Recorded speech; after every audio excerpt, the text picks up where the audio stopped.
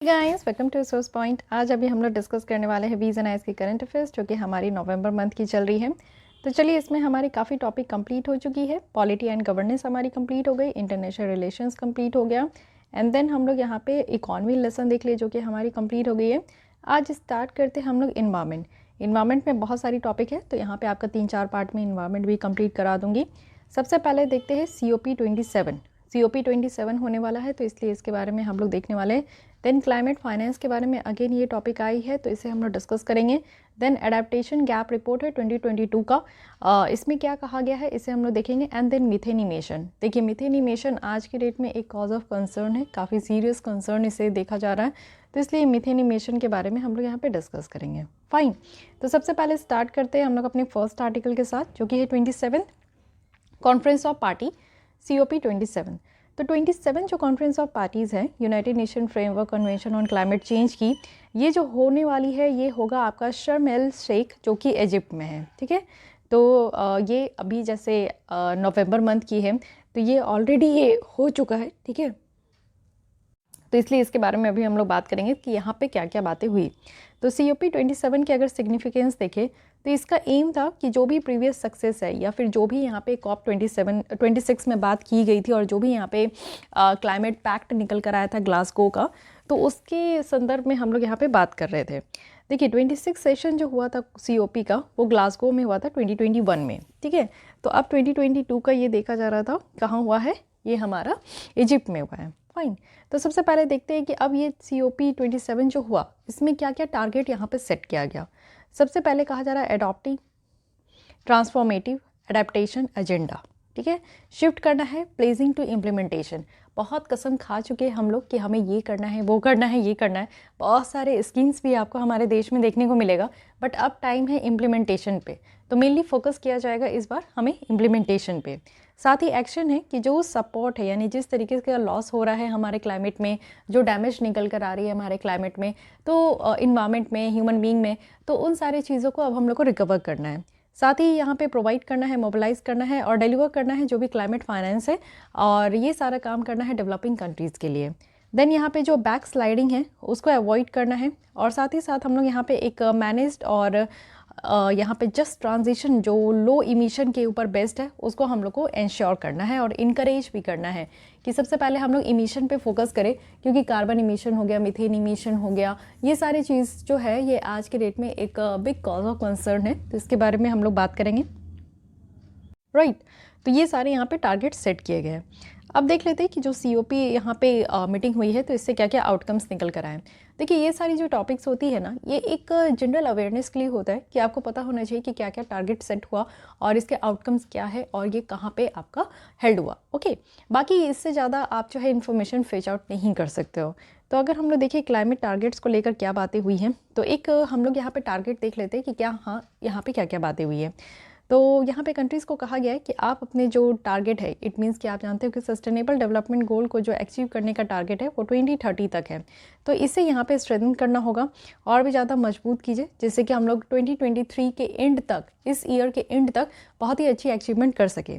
साथ ही मिटिगेशन की बात करें तो यहाँ पे जो डिटेल्स है मिटिगेशन वर्क प्रोग्राम का, इसको फाइनलाइज करने की बात की जा रही है। एडेप्टेशन की बात करें तो एक फ्रेमवर्क ऐसा डेवलप करना है ग्लोबल गोल के लिए कि किस तरीके से हम लोग यहाँ पे एक स्ट्रक्चर्ड अप्रोच लेकर आए, जैसे ग्लासगो से लेकर शर्म एल शेख तक यहाँ पे जो भी बातें हुई है, और 2023 में भी ये प्रोग्राम हमारा COP28 होने वाला है, तो इसमें हम लोग इस तरीके से अप्रोच लेकर आ सकें कि जो भी यहाँ पे हम लोग प्रॉमिस किए हैं या फिर टारगेट हम लोग रखे हैं कि ये सारी चीज़ों को अचीव करना है, तो वो हम लोग 2028 के बैठक से पहले ये सारी चीज़ों को अचीव कर सकें। साथ ही फाइनेंस में कहा गया है कि यहाँ पे शर्म एल शेख डायलॉग के तरफ से यहाँ पे लॉन्च किया गया है आर्टिकल 2.1C, जो कि पेरिस एग्रीमेंट का है, जिसमें यहाँ पे फाइनेंशियल फ्लोज के बारे में बात किया गया है कि जिस तरीके से ग्लोबल टेम्परेचर टारगेट रखा गया है। जो पेरिस एग्रीमेंट हुई थी, तो पेरिस एग्रीमेंट में कहा गया था कि 1.5 डिग्री सेल्सियस से ज़्यादा टेम्परेचर नहीं इंक्रीज़ होना है। तो ये जो टारगेट एक सेट किया गया था, तो ये फाइनेंशियल फ्लोज उसी के लिए हो रहा है कि हाँ, सारे कंट्रीज़ जो है इस पर फोकस कर सके कि अपने यहाँ ग्लोबल टेम्परेचर ना बढ़ने दें।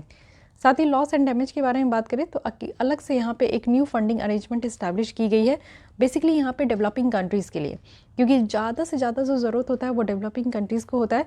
और पर्टिकुलरली आप देखो कि मोस्ट वल्नरेबल अगर हम लोग देखें तो इसका क्लाइमेट चेंज के ऊपर एडवर्स इफेक्ट होता है, और फिर उसके बाद लॉस और जो भी डैमेजेस है उसको यहाँ पे देखा जाता है कि किस तरीके से रिस्पॉन्ड हो रहा है।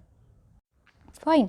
साथ ही एनर्जी की बात करें तो पार्टीज़ जो है इनको ये कहा गया है कि लो इमिशन एनर्जी सिस्टम पे ध्यान देना है।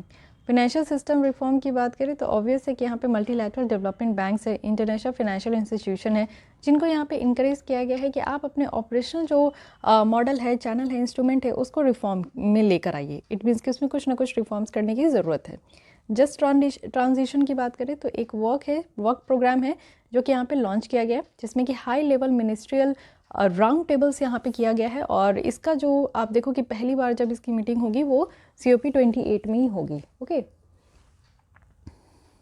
इसके अलावा अगर एग्रीकल्चर सेक्टर पे बात करें तो एक कोरोनियन जॉइंट वर्क हुआ है एग्रीकल्चर को लेकर, जो कि यहाँ पे 4 ईयर लीज पे दिया जाएगा, और इसको इस्टेब्लिश किया गया है 4 ईयर शर्मिल से एक जॉइंट वर्क के साथ। ओके। तो बेसिकली यहाँ पे इम्प्लीमेंटेशन करना है जो क्लाइमेट एक्शन है एग्रीकल्चर और फूड सिक्योरिटी को लेकर, उसी के ऊपर। टेक्नोलॉजी ट्रांसफ़र और डिप्लॉयमेंट की अगर बात करें तो फर्स्ट जॉइंट वर्क प्रोग्राम जो टेक्नोलॉजी एग्जीक्यूटिव कमेटी की है और जो climate technology centre and network की है, उसको सेटअप किया गया है इस साल से 2027 तक, जिससे कि जो ट्रांसफॉर्मेशनल चेंज की ज़रूरत है, जिससे जो भी यहाँ पे गोल्स है कन्वेंशन और पेरिस एग्रीमेंट का, उसको अचीव कर सके। अदर्स अगर देखें फॉर द फर्स्ट टाइम एक COP कवर डिसीजन मेंशन किया गया है, जिसमें कि आप देखो सारे जो मेन मुद्दे हैं उसको इंक्लूड किया गया है, चाहे वो फूड हो, रिवर्स हो, नेचर बेस्ड सॉल्यूशंस हो, और टिपिंग पॉइंट्स हो, राइट टू हेल्दी इन्वायरमेंट हो। तो ये सारे पॉइंट्स को यहाँ पे कवर किया गया है। तो ये सारे एक टॉपिक्स है जिसके आउटकम्स आपको देखने को मिला कि इस बार हर एक क्षेत्र में क्या क्या काम किया गया। बट कंटेशियस इश्यूज़ अगर देखें, जो कि आज की भी डेट में ऐसा कहा जा रहा है कि जो COP की मीटिंग है वो होते ही जा रही है, बट जो बेसिक मुद्दा है वो अभी भी है। जैसे कोई भी कमिटमेंट नहीं किया गया कि फॉसिल फ्यूल्स का जो आज की भी डेट में इस्तेमाल होता है तो उसको कैसे फेज़ आउट करना है। साथ ही अगर देखें तो यहाँ पे lack of stringent mitigation target है। शर्म शेख की बात करें इम्प्लीमेंटेशन प्लान, तो यहाँ पे ग्लोबल इमिशन के बारे में बात नहीं किया गया, एक ये प्रॉब्लम है। साथ ही फिनेंशियल रिलेटेड जो इश्यूज़ है उस पर फोकस नहीं किया गया। आप देखो कि कहा जाता है कि क्लाइमेट चेंज को टैकल करना है, साथ ही यहाँ पे जो इमिशन है उसको लो करना है, तो इसके लिए फाइनेंस कहाँ से आएगा? सारे कंट्रीज़ के पास इतनी एडिक्वेट फाइनेंशियल नहीं है, फाइनेंस नहीं है, तो ये एक प्रॉब्लम है। लैक ऑफ क्लैरिटी है कि कैसे लॉस एंड डैमेजेस जो हुई है उसका फंडिंग कैसे किया जाएगा। लार्ज गैप है आज की डेट में, जो करंट फ्लो देखते हैं और जो डेवलपिंग नेशंस की ज़रूरत है उसके बीच में बहुत बड़ा गैप देखने को मिल रही है। डेवलपिंग नेशंस है जैसे हमारा देश भी है, आज की डेट में बहुत सारे इनइक्विटीज़ झेल रहे हैं कि क्लाइमेट फाइनेंस को एक्सेस करने में, क्योंकि हमारे यहाँ ग्रांट बेस्ड फाइनेंस नहीं है, इसकी कमी है। कॉम्प्लेक्स टर्म्स है, कंडीशंस है, इकोनॉमिक वल्नरेबिलिटी देखने को मिल रही है क्लाइमेट चेंज को लेकर। इसके अलावा देखें तो अनफुलफिल्ड प्लेजेस है डेवलप्ड कंट्रीज़ का टू अडेप्टेशन फंड, जिसका एम है कि बेसिकली जो क्लाइमेट चेंज से रिलेटेड प्रोजेक्ट है, प्रोग्राम है, उसको यहाँ पे फाइनेंस करना, तो वो भी यहाँ पे अनफुलफिल्ड है। इट मीन्स कि इतने एडिक्वेट फाइनेंस है ही नहीं कि जितनी भी प्रोजेक्ट वगैरह है, प्रोग्राम वगैरह है, उनको फाइनेंस किया जाए। साथ ही अनक्लियर डेफिनेशन है। अगर हम लोग क्लाइमेट फाइनेंस की बात कर रहे हैं तो इसको एक प्रॉपर तरीके से इसकी एक प्रॉपर डेफिनेशन होनी चाहिए under United nation system, but this is again unclear definition. Full rules of procedure जो आर्टिकल 6.2 कहा जा रहा है, ये भी अभी अनरिजॉल्व है। बहुत सारे कंटेशियस इश्यूज़ है जो कि यहाँ पे डेफर कर रहे हैं, जिसमें कि कैसे हम लोग इमिशन रिमूवल को ट्रीट करेंगे, क्या हम लोग को क्रेडिट वगैरह अलाउ करना चाहिए इमिशन अवॉइडेंस के लिए या नहीं, तो ये सारे टॉपिक पे बात हो रही है। साथ ही अभी भी आप देखो ग्रीन वॉशिंग की बात की जा रही है, जैसे जैसे यहाँ पे टेंडेंसी बढ़ते जा रहा है फर्म्स और गवर्नमेंट को लेकर कि सारे काइंड्स ऑफ एक्टिविटीज़ को यहाँ पे मार्क करें, तो ये भी एक प्रॉब्लम ही है, ठीक है। जिससे कि हम लोग देख रहे हैं कि इमिशन रिडक्शंस जो है वो हो सकता है, जो इमिशन का अवॉइडेंस है वो हो सकता है, ठीक है।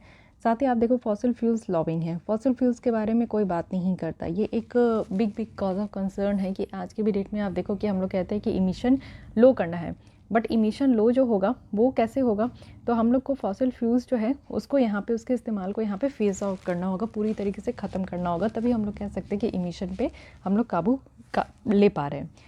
वे फॉरवर्ड में कहा जा रहा है कि हमें मिटिगेशन टारगेट जो है उसको इन्हेंस करने की ज़रूरत है। जैसा यहाँ पे IPCC के तहत यहाँ पे कहा गया है कि ग्लोबल टेम्परेचर 1.5 डिग्री सेल्सियस से ज़्यादा नहीं होना चाहिए। तो इस चीज़ को हम लोग को यहाँ पे टारगेट मीट करने के लिए एक अच्छा खासा यहाँ पे एक कहते हैं कि रूल्स रखना चाहिए। साथ ही जो क्लाइमेट फाइनेंस है इसको स्केल करने की ज़रूरत है। तो सबसे पहले यहाँ पे प्राइवेट सेक्टर को इन्वॉल्व करने की ज़रूरत है।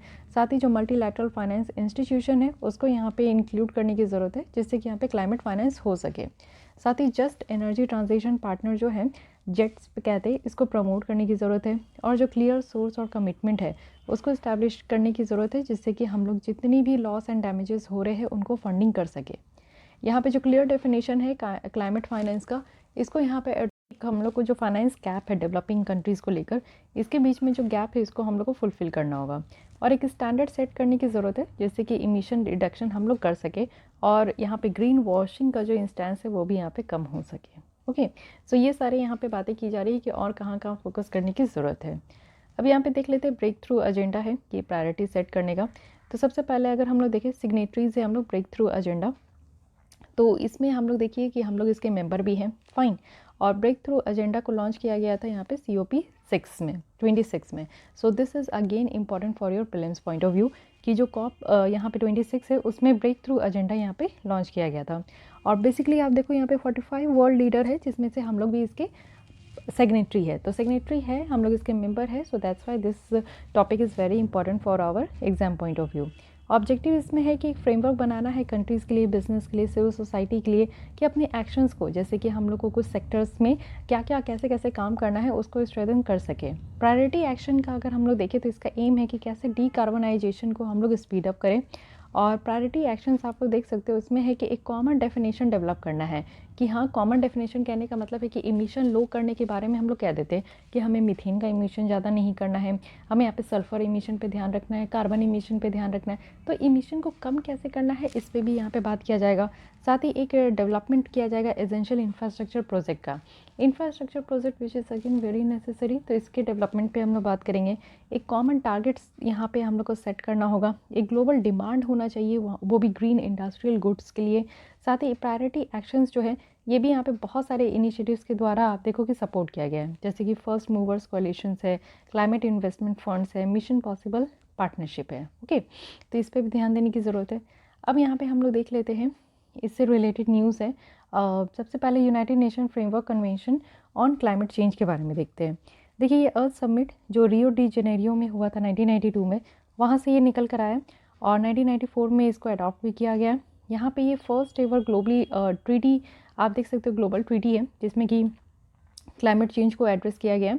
साथ ही कॉन्फ्रेंस ऑफ पार्टीज़ के बारे में देखें तो देखिए कॉन्फ्रेंस ऑफ पार्टीज़ जो है यूनाइटेड नेशन FCCC के तहत एक सुप्रीम डिसीजन मेकिंग बॉडी है कि किसी भी टॉपिक को लेकर यहाँ पे डिसीजन जो लिया जाता है वो कॉन्फ्रेंस ऑफ पार्टीज़ के तहत लिया जाता है। स्टेट पार्टीज़ जो है वो यहाँ पे एनुअली स्टेक होल्डर्स के साथ यहाँ पे मीटिंग होती है, चाहे वो आपके साइंटिफिक कम्युनिटी से हो, सिविल सोसाइटी से हो। तो बहुत सारे टॉपिक है जिसमें कि यहाँ पे इनके द्वारा डिस्कशन किया जाता है। ओके, अब इंडिया और देख लेते हैं COP 27। तो हमारे द्वारा यहाँ पे सबमिट किया गया है लॉन्ग टर्म लो इमिशन डेवलपमेंट स्ट्रैटेजी, वो भी यूनाइटेड नेशन FCCC को। तो हमारे द्वारा जो ये लॉन्ग टर्म लो इमिशन डेवलपमेंट स्ट्रैटेजी लाया गया है, तो ये है क्या? बेसिकली यहाँ पे अगर हम लोग देखें तो 7 की ट्रांजिशंस है कि कैसे हम लोग लो कार्बन डेवलपमेंट पाथवेज में चल सकते हैं। तो इसको लेकर हम लोग यहाँ पे अपनी एक रिपोर्ट सबमिट किए। तो की कंसिडरेशंस कहा जा रहा है कि हमारा क्या क्या अप्रोच है। सबसे पहले हम लोग यहाँ पे देखें कि हमारी जो हिस्टोरिकल कंट्रीब्यूशन है कि किस तरीके से ग्रीन हाउस गैसेस की इमिशन बढ़ते जा रही है, उस पर हम लोग यहाँ पे ध्यान देंगे। साथ ही एक सिग्निफिकेंट एनर्जी नीड्स की ज़रूरत है, हमारे यहाँ एनर्जी की ज़्यादा ज़रूरत है फॉर बेटर डेवलपमेंट, तो इसलिए हम लोग यहाँ पे रिन्यूएबल एनर्जी पे ज़्यादा से ज़्यादा फोकस कर रहे हैं। देन यहाँ पे हमारी कमिटमेंट है कि हम लोग लो कार्बन स्ट्रैटेजीज़ जो है वो परस्यू करेंगे फॉर डेवलपमेंट। और साथ ही साथ हमें यहाँ पे ज़रूरत है कि हम लोग एक क्लाइमेट रेजिलियंस यहाँ पे बिल्ड करें। इट मीन्स कि कोई भी बिल्डिंग आज की डेट में बन रही है, कोई भी कंस्ट्रक्शन हो रहा है, इंफ्रास्ट्रक्चर बन रहा है, तो उसके पीछे सबसे पहले क्लाइमेट रेजिलियंट होनी चाहिए। इट मीन्स कि कुछ भी कंस्ट्रक्शन हो रही है तो चाहे किसी भी तरीके की क्लाइमेट चेंज हो, चाहे वो कोई भी डिजास्टर हो, चाहे वो आपकी भूकंप हो या कह सकते हैं कि जैसे लैंडस्लाइड होती है या और भी कुछ होता है जैसे कि आप देखते हो कि पानी में बाढ़ वगैरह फ्लडिंग लाइक सिचुएशंस हो जाती है। तो इसमें क्या है कि किसी भी तरीके से इंफ्रास्ट्रक्चर जो है ब्रेक ना हो, फाइन। और साइक्लोन भी आप देखते हो कि एक कॉज ऑफ कंसर्न है जिसके कारण इंफ्रास्ट्रक्चर जो है बहुत ज़्यादा डैमेज होते हैं। तो ऐसे ही इंफ्रास्ट्रक्चर क्रिएट करना जो कि क्लाइमेट रेजिलियंस हो, इट मीन्स कि जितनी भी हार्श क्लाइमेट हो उसके नेचर को ये सह सके, फाइन। तो ये बात है। In our life time campaign हम लोग चला रहे जो कि यहाँ पे national museum of national history के द्वारा, जो कि ministry of environment, forest and climate change है और यूनाइटेड नेशन डेवलपमेंट प्रोग्राम है, इनके द्वारा चलाया गया है। इसका ऑब्जेक्टिव है कि जो 18 से 23 ईयर्स के यूथ है उनको इनकरेज करना कि आप एक मैसेज बियरर्स लेकर चल सको। इट मीन्स कि एक सस्टेनेबल लाइफस्टाइल कैसी होनी चाहिए इसके बारे में आप बता सको। ओके, यूथ्स को यहाँ पे इंक्लूड किया गया जो कि बहुत ही अच्छा बात है। हमारे द्वारा कुछ कंसर्न है जो कि रेज़ किया गया था COP 27 में। तो सबसे पहले हम लोग कह रहे थे कि इक्विटी और क्लाइमेट चेंज में जो हमारी गैप है उसके बारे में बात की थी कि देखिए हम लोग क्लाइमेट जस्टिस जो है सारे लोगों को नहीं मिल पा रहा है, सारी कंट्रीज़ को नहीं मिल पा रहा है, और इक्विटी कितना इक्वल होना चाहिए टर्म्स एंड कंडीशंस, इसके बीच में बहुत लंबी गैप है। डेवलपमेंट आप देखो कि यहाँ पे डेवलपिंग कंट्रीज़ के लिए ज़रूरत है जो कि यहाँ पे देना ही चाहिए ड्यू कंसिडरेशंस। साथ ही कार्बन जो बॉर्डर मेजर से इसका इंट्रोडक्शन किया गया है। कार्बन बॉर्डर एडजस्टमेंट मैकेनिज्म की बात करें तो बेसिकली ये एक प्लान है यूरोपियन यूनियन के द्वारा, वो भी टैक्स कार्बन इंटेंसिव प्रोडक्शंस के लिए, जैसे कि आयरन और स्टील है, सीमेंट है, फर्टिलाइज़र, एल्यूमिनियम, इलेक्ट्रिसिटी जनरेशंस वगैरह है।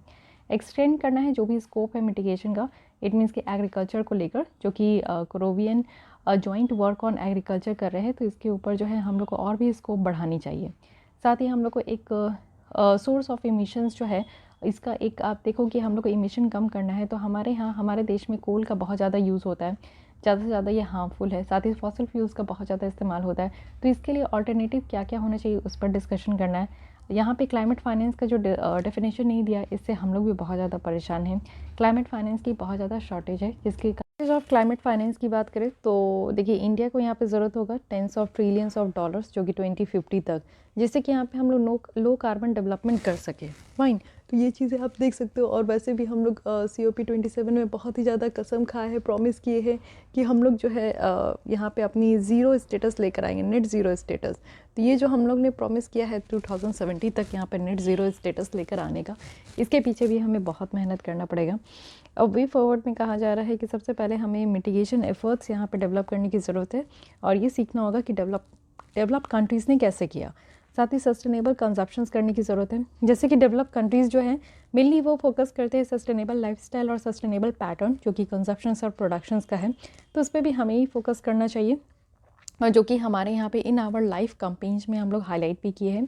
जस्ट ट्रांजिशंस है डेवलपिंग कंट्रीज़ के लिए, तो इसके लिए सबसे पहले अगर इन्वायरमेंट के पॉइंट ऑफ व्यू से देखें तो हमें लो कार्बन फुटप्रिंट लाना होगा। साथ ही हमें एक यूनाइटेड सॉलिडेरिटी रिस्पांस की ज़रूरत है, वो भी डेवलपिंग कंट्रीज़ के द्वारा। लॉन्ग टर्म गोल की यहाँ पे ज़रूरत होनी चाहिए, जिससे कि हम लोग ऑल फॉसिल फ्यूल्स का जो इस्तेमाल है उसको फेस डाउन कर सके।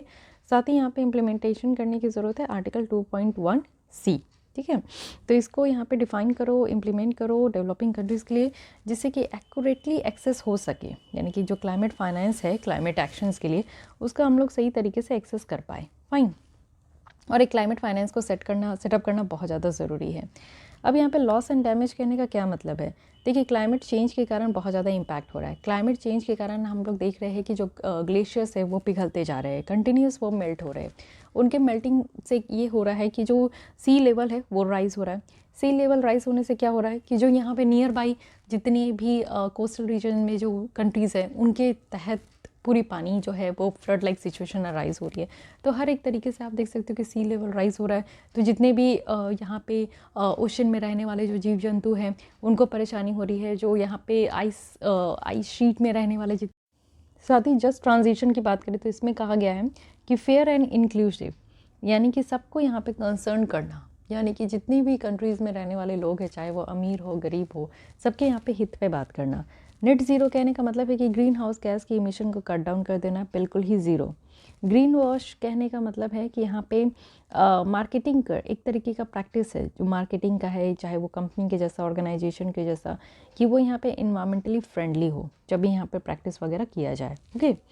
उसके बाद आप देखो कि एक कोरोनिविया जॉइंट वर्क ऑन एग्रीकल्चर है। तो बेसिकली ये लैंडमार्क डिसीजन है यूनाइटेड नेशन FCCC के तहत, जिसमें कि एक यूनिक पोटेंशियल एग्रीकल्चर का जो है उसको रिकॉग्नाइज़ किया गया कि कैसे हम लोग क्लाइमेट चेंज को टैकल कर सके।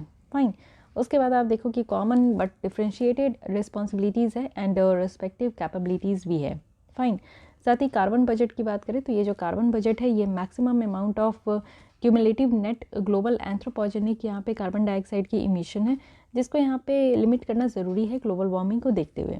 क्लाइमेट इक्विटी की बात करें तो क्लाइमेट इक्विटी यहाँ पे इंश्योर करता है कि डिस्ट्रीब्यूशन की क्लाइमेट प्रोटेक्शन एफर्ट्स का कैसे यहाँ पे बेटर तरीके से डिस्ट्रीब्यूशन हो सके। फाइन। तो ये सारी बातें हैं, इसको ध्यान रखिएगा। इससे रिलेटेड क्वेश्चंस तो प्रीलिम्स में नहीं बनने वाले, आई थिंक सो, बट फिर भी आप लोग इसको मेंस आंसर राइटिंग में इन्वायरमेंट से रिलेटेड, क्लाइमेट चेंज से रिलेटेड जो भी बात है उसमें आप लोग हल्का सा यहाँ पे पॉइंट आउट कर सकते हो कि हाँ COP26 और जो COP27 है उसमें क्या क्या बातें की गई है। Okay, so guys this is all about this article, क्योंकि यहाँ पे हम लोग जो COP27 है उसके बारे में हम लोग डिटेल्स में देखा कि क्या क्या इसमें बातें हुई, साथ ही इंडिया के साथ हमारा क्या क्या कंसर्न है कि हम लोग किस किस चीज़ पे काफ़ी दुखी है COP27 को लेकर, और इसके बाद जो क्लाइमेट फाइनेंसिंग है, जो भी इश्यूज़ है उसको भी हम लोग बेटर तरीके से यहाँ पे डिस्कस कर पाए। नेक्स्ट आते हैं क्लाइमेट फाइनेंस को लेकर कि क्लाइमेट फाइनेंस है क्या। तो समझते हैं कि क्लाइमेट फाइनेंस है क्या। देखिए, क्लाइमेट फाइनेंस कहने का मतलब है कि एक लोकल, नेशनल और ट्रांजिशनल फंडिंग जो कि किसी पब्लिक सेक्टर, प्राइवेट सेक्टर या ऑल्टरनेटिव सोर्सेज जो होती है जहाँ से फंडिंग मिल सके, वो फंडिंग मिलना, जिससे कि जो क्लाइमेट चेंज मिटिगेशन है, इट मीन्स कि क्लाइमेट चेंज को टैकल करने के लिए जो भी यहाँ पे प्रोग्राम, रूल्स लाए जा रहे हैं उसको हम लोग यहाँ पे टैकल कर सके। ठीक है। फाइनेंस नीडेड, कितनी फाइनेंस की ज़रूरत है, तो हमें तो यहाँ पे 4 ट्रिलियन पर ईयर ज़रूरत है, जिससे कि हम लोग रिन्यूएबल एनर्जी सेटअप में यहाँ पे इन्वेस्ट कर सके 2030 तक। क्लाइमेट फाइनेंस का क्या फ़ायदा है? देखिए, क्लाइमेट फाइनेंस का सबसे ज़्यादा फ़ायदा यही है कि जो कंट्री, बेसिकली आप देखो कि जो डेवलपिंग कंट्रीज़ है उनके पास इतनी फंडिंग नहीं है, सोर्सेज नहीं है, जिससे कि वो यहाँ पे फाइनेंस देकर सारा काम कर सके, तो उनके लिए यहाँ पे आसान होगा कि जस्ट ट्रांजिशन जो कहा जा रहा है, इट मीन्स कि जो लो इमिशन करना है और नेट ज़ीरो लेकर आना है, उस पर यहाँ पे हेल्प हो जाएगा। लॉस एंड डैमेजेस जो क्लाइमेट चेंज के कारण है उसको एड्रेस कर पाएंगे, साथ ही जो भी डैमेजेस यहाँ पे रीस्टोर करना है नेचुरल कैपिटल और बायोडाइवर्सिटी को लेकर, तो वो भी यहाँ पे हम लोग कर पाएंगे। फाइन। साथ ही फाइनेंशियल मैकेनिज्म की बात करें जो कि यहाँ पे क्लाइमेट फाइनेंस के लिए इस्टेब्लिश है, तो यहाँ पे आप देखो कि सबसे पहले हमारे यहाँ ग्लोबल इन्वायरमेंट फैसिलिटी है, तो स्पेशल क्लाइमेट चेंज फंड है जो कि 2001 में ये इस्टेब्लिश किया गया था। बेसिकली ये उन सारे प्रोजेक्ट को फाइनेंस करते हैं जो कि यहाँ पे क्लाइमेट चेंज से रिलेटेड एडेप्टेशन पे ध्यान दे रहे हैं, टेक्नोलॉजी ट्रांसफ़र कर रहे हैं, energy, transport, industry, agriculture, forestry and waste management पे ध्यान दे रहे हैं। लिस्ट डेवलप कंट्रीज़ फंड भी है जो कि यहाँ पे जो सबसे ज़्यादा कम डेवलप कंट्रीज़ हैं उनको भी यहाँ पे फंडिंग प्रोवाइड करते हैं क्लाइमेट चेंज को टैकल करने के लिए। देन यहाँ पे एडेप्टेशन फंड है जिसको अगेन 2001 में इस्टेब्लिश किया गया था, जिससे कि जो भी एडेप्टेशन प्रोजेक्ट और प्रोग्राम है डेवलपिंग कंट्रीज़ में और जो भी यहाँ पे क्योटो प्रोटोकॉल का पार्टी है उनको यहाँ पे फाइनेंस करने के लिए दिया गया था। क्लाइमेट, यहाँ पे ग्रीन क्लाइमेट फंड है। बेसिकली ये आप देखो 2010 में ही जो COP16 टर्म था वो जब यहाँ पे कंक्लूड हुआ, उसके पर्सपेक्टिव यहाँ पे ग्रीन क्लाइमेट फंड यहाँ पे लाया गया। डेवलप कंट्रीज़ ने प्लेस किया था कि वो यहाँ पे US का $100 बिलियन तक मोबिलाइज करेंगे पर ईयर, वो भी 2020 तक। इट मीन्स कि जितने भी डेवलप्ड नेशन है वो इस फंड में कंट्रीब्यूट करेंगे, जिससे कि जो भी डेवलपिंग कंट्रीज़ है उनको यहाँ पे फ़ायदा हो सके। Okay, sources of climate finance क्या क्या है? तो सबसे पहले जितनी भी फाइनेंशियल मैकेनिज्म है जो कि यहाँ पे इंटरनेशनल एग्रीमेंट या कन्वेंशन के तहत इस्टेब्लिश है, जैसे कि यूनाइटेड नेशन FCCC है, यूनाइटेड नेशन CCD है। लोन और ग्रांट्स यहाँ पे दिया जा सकता है मल्टीलैटरल डेवलपमेंट बैंक से, जैसे फाइनेंशियल इंस्टीट्यूशन है, वर्ल्ड बैंक हो गया, आसियान डेवलपमेंट बैंक हो गया, तो इन लोग के द्वारा लोन्स या ग्रांट दिया जा सकता है। एलोकेशंस हो सकते हैं नेशनल गवर्नमेंट से। कार्बन प्राइसिंग इंस्ट्रूमेंट है कि कार्बन मार्केट अप्रोच जैसे कि इमिशन ट्रेडिंग स्कीम्स वगैरह है, या फिर प्राइवेट फाइनेंस करना है जैसे कि आप देखो ग्रीन बॉन्ड है, ग्रीन डिपॉजिट है, तो इन सबको भी इशू करके यहाँ पे जो है अच्छे तरीके से यहाँ पे फाइनेंस किया जा सकता है। लेकिन देखिए, क्लाइमेट जो फाइनेंस है इससे सराउंडिंग्स क्या क्या प्रॉब्लम है? सबसे बड़ी प्रॉब्लम ये है कि अमाउंट जो है वो इनसफिशिएंट है। ट्रस्ट इशू भी है कि यहाँ पे किसी पे ट्रस्ट भी नहीं कर सकते। लो पार्टिसिपेशन है, सबसे ज़्यादा जो यहाँ पे फंडिंग वगैरह कंट्रीब्यूट करता है प्राइवेट सेक्टर्स, उन्हीं की यहाँ पे पार्टिसिपेशन सबसे कम है। साथ ही कॉमन डेफिनेशन की कमी है, एक अच्छी डेफिनेशन होनी चाहिए कि क्लाइमेट फाइनेंस कहते किसको है, तो इसकी भी यहाँ पे कमी देखने को मिल रहा है। साथ ही यहाँ पे लो शेयर ऑफ ग्रांट्स है। लोन की बात करें जो कि यहाँ पे अगर देखिए कंसेशनल है, नॉन कंसेशनल है, तो यहाँ पे इसका शेयर कम है। अंडर फंडिंग की बात करें एडेप्टेशन को लेकर, तो ये भी एक प्रॉब्लम है यहाँ पे। अब इंडिया का क्लाइमेट फाइनेंस नीड्स अगर हम लोग देखें तो हम लोग का एटलीस्ट आप देखो कि 2030 की जो टारगेट है उसको मीट करने के लिए 6 to 8 ट्रिलियन US डॉलर की ज़रूरत है। साथ ही हमें 10 ट्रिलियन US डॉलर की ज़रूरत है जिससे कि हम लोग 2070 तक नेट ज़ीरो टारगेट को अचीव कर सकें। अब इसके लिए स्टेप्स क्या क्या लिया जा रहा है? सबसे पहले national adaptation fund for climate change establish किया गया 2015 में, जिसमें कि क्लाइमेट चेंज से होने वाले जो भी चेंज है उसको यहाँ पे टैकल करने के लिए जो भी फंड यहाँ पे कंट्रीब्यूट किया जाता है उसको हम लोग यूज़ कर सकें। प्रायोरिटी सेक्टर लेंडिंग दिया गया है। इट मीन्स कि रिन्यूएबल एनर्जी प्रोजेक्ट को PSL के तहत रखा गया है कि हाँ बैंक जो है या फिनेंशियल इंस्टीट्यूशन है प्रायोरिटी बेसिस पे यहाँ पे फंडिंग वगैरह करेंगे। साथ ही ग्रीन डिपॉजिट और ग्रीन बॉन्ड इशू किया गया है बहुत सारे बैंकों के द्वारा, जिससे कि इन्वायरमेंटल फ्रेंडली जो प्रोजेक्ट है उनको यहाँ पे फंड प्रोवाइड किया जाए। और इंडिया का पहला ग्रीन बॉन्ड आप देख सकते हो जो कि यस बैंक के द्वारा 2015 में इशू किया गया था। सस्टेनेबल फाइनेंस ग्रुप है जिसको यहाँ पे RBI के तहत सेटअप किया गया था, जिससे कि यहाँ पे अदर जो नेशनल और इंटरनेशनल एजेंसीज़ हैं उनको यहाँ पे हम लोग कोऑर्डिनेट कर सके। साथ ही RBI के द्वारा आप देख सकते हो कि यहाँ पे network for grinning of financial system इसको भी ज्वाइन किया गया है। बेसिकली यहाँ पे एक ग्रुप ऑफ सेंट्रल बैंक है और सुपरवाइजर्स है जो कि यहाँ पे बेस्ट प्रैक्टिसेस को शेयर करते हैं कि कैसे हम लोग क्लाइमेट चेंज को टैकल कर सकते हैं और कैसे जो भी यहाँ पे फाइनेंस की दिक्कत आ रही है, इनएडिक्वेट फंड है, उसकी प्रॉब्लम को कैसे हम लोग यहाँ पे टैकल कर सकते हैं। वे फॉरवर्ड में कहा जा रहा है कि हमें जो है फिनेंशियल मार्केट की जो एफिशिएंसी है उसको इंक्रीज़ करने की ज़रूरत है। क्लाइमेट क्लब्स को सेटअप करने की ज़रूरत है। क्रॉस बॉर्डर फाइनेंस इनिशिएटिव को यहाँ पे सेटअप करने की ज़रूरत है। और साथ ही यहाँ पे हमें जो अवेलेबिलिटी है लो कॉस्ट और डेट फ्री फाइनेंस इसको एक्सपैंड करने की ज़रूरत है। फर्दर अगर देखें तो डेवलप्ड नेशंस को यहाँ पे जो गोल है $100 बिलियन तक का उसको हम लोग को यहाँ पे डिलीवर करने की ज़रूरत है। इसके अलावा भी कहा गया है कि एक कॉमन लैंग्वेज क्रिएट करो, स्टैंडर्ड क्रिएट करो क्लाइमेट फाइनेंस के लिए, ठीक है। तो ये सारी चीज़ें यहाँ पे कही जा रही है। अब यहाँ पे 10 कलेक्टिव एक्शंस यहाँ पे बताए गए हैं। सबसे पहले ब्रॉडर जो फिनेंशियल ट्रांजिशंस है इसको इम्प्लीमेंट करने की ज़रूरत है, पेरिस एग्रीमेंट के तहत लाया गया था। साथ ही हमारी जो कलेक्टिव प्रोग्रेस है इसको रिपोर्ट करने की ज़रूरत है। इफ़ेक्टिवनेस जो है यानी कि प्राइवेट कंपनीज जो फाइनेंस कर सकती है उसको हम लोग को इम्प्रूव करना होगा। हम लोग को MDBs के साथ मल्टीनेशनल जो डेवलपमेंट बैंक्स हैं उनके साथ काम करने की ज़रूरत है। क्लाइमेट फाइनेंस के स्केल को बढ़ाने की ज़रूरत है और जो एडेप्टेशन के लिए फाइनेंस करना है उसको बढ़ाने की ज़रूरत है। साथ ही जो बैरियर्स है उसको एड्रेस करने की ज़रूरत है और जो फाइनेंशियल मैकेनिज्म है उसको हम लोग को स्ट्रेंथन करने की ज़रूरत है, ठीक है। चाहे वो यूनाइटेड नेशन FCCC का हो, चाहे वो पेरिस एग्रीमेंट का हो, ओके। साथ ही अगर हम लोग यहाँ पे देखें कि एक climate finance delivery plan progress report है, तो ये आप देखो ये रिपोर्ट जो है पब्लिश किया जाएगा कनाडा एंड जर्मनी के द्वारा और इसमें लिस्ट ऑफ 10 कलेक्टिव एक्शंस दिया गया है। तो ये जो हम लोग 10 कलेक्टिव एक्शंस पढ़ रहे हैं वो यहाँ पे climate finance delivery plan progress report का ही पढ़ रहे हैं, तो इसको भी ध्यान देने की ज़रूरत है, okay. So guys this is all about जो कि हम लोग यहाँ पे क्लाइमेट फाइनेंसिंग के बारे में पढ़ रहे हैं। लेकिन एक चीज़ और आप लोग को ध्यान देना होगा कि क्या क्या चैलेंजेस यहाँ पे डेवलपिंग कंट्रीज़ के द्वारा फेस किया जा रहा है क्लाइमेट फाइनेंसिंग में। सबसे पहले आप देखो अवेयरनेस की कमी है हमारे यहाँ, जो फाइनेंस वगैरह है उसकी शॉर्टेज है। साथ ही लैक ऑफ हार्मोनाइजेशन है और साथ ही साथ देखिए लिमिटेड जो टेक्निकल और ह्यूमन रिसोर्सेज है। एग्जिस्टिंग डेट बर्डन है यानी कि जो डेट है वो बढ़ता ही जा रहा है और आज के डेट में आप देखो हम लोग कर्जदार बनते जा रहे हैं। साथ ही स्लो बर्डनसम और इनएफिशिएंट प्रोसेस भी ये देखने को मिल रहा है।